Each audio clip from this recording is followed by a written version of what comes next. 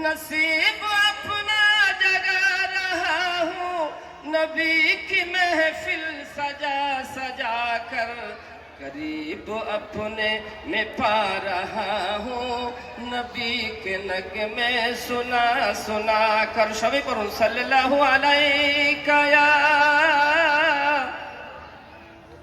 रसूल अल्लाह वसल्लिम अलैका या হাবিব আল্লাহ।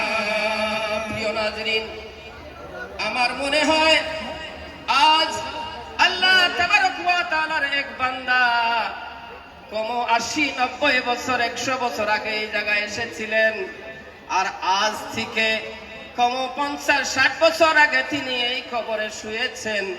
আমার মনে হয় যে তিনি এই স্টেজে মওজুদ আছেন, না হলে আল্লাহ তাবারক ওয়া